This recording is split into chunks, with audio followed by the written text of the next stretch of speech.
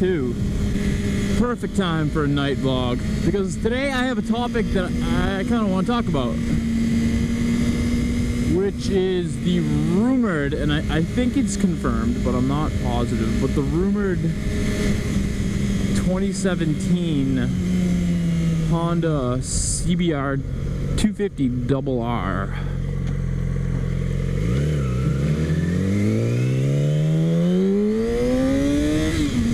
And I want to talk about it because I think it might actually be Honda's first good 250/300 class bike that they've done since the old 250rrs.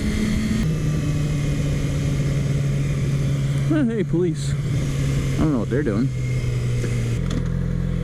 Another popo. Wonder what happened over there.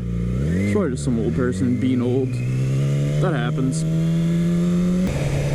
But yeah, the 250rr. So the stats on that, at first I was like, it's gonna be another underperforming Honda bike. They're gonna make a 250 to compete with, you know, the 300s, and the R3's a 321, and the RC390 is actually like, I think it's like a 370. I don't know why they call it a 390. That's just a lie. But yeah, I took a closer look at the numbers for the Cbr 250rr is supposed to have, and it's gonna be 39 horsepower. Which puts it, I think, 1 below the Ninja 300 and like 3 below the R3. So like, at first you think that it's gonna be, you know, just a little bit weaker than, oh, there goes another one. What the fuck? Well, I'm not getting pulled over because they apparently have other shit to do.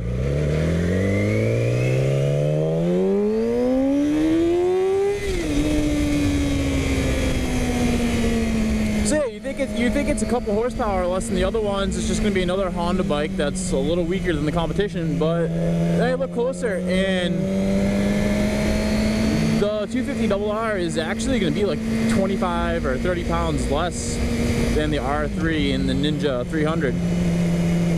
So if you think about it, the power to weight ratio is probably going to be about the same.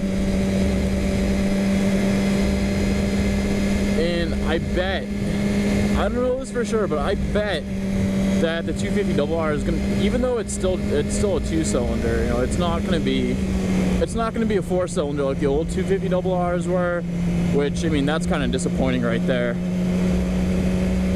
But I think it's gonna be a really fun motor because it's gonna be doing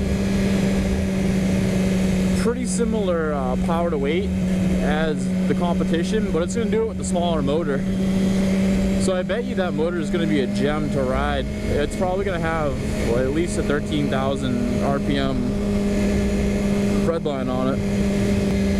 And if you've seen pictures of it, I'm not sure if the pictures that I've seen are legit, but if they're real, it is going to be a really good looking bike, which is another thing that Honda, at least for the last few years, they have not really been known for making the sexiest bikes on the market.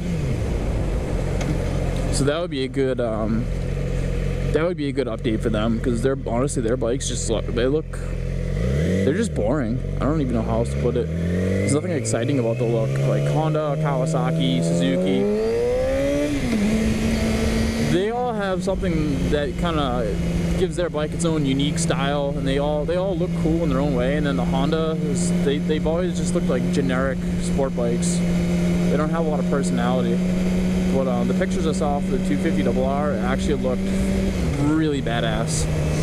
So good for Honda if that's what they're actually going to do. And then the fact that the bike's just going to be super lightweight and it's going to have a similar power to weight ratio, I think it'll probably be even more flickable.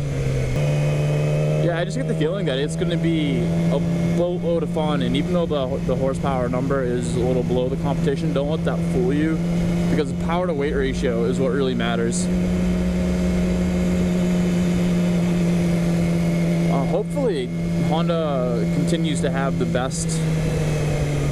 Where's this road go? don't know where I want to go. I guess I'll go this way. Hopefully Honda continues to, you know, have the best price, because I mean the one saving grace for the 300R and the 250R single R was that at least they were really cheap. The motors kind of sucked, but they were cheap bikes. By a good amount, they were cheaper than the competition. So hopefully the price is pretty competitive, and then I think that will end up being a really competitive starter bike. Now, there's really only one other point I have, which is I really wish these manufacturers would make like a 400 or something roughly that size that was a legit, or like almost legit super sport. They'd have to cheap out on at least a few spots to make it, you know, hit a certain price point, because you're not going to sell like a 400 for, you're not going to sell it for like $1,000 less than a 600. It's not going to sell for $9 grand. They'd have to price it at like 7,500. It would finally be like the one bike that you could buy where you'd never really need to upgrade. And obviously, like, some people would, but I mean, I think that would be a bike too that like a lot of people would, you know, quote unquote downgrade to that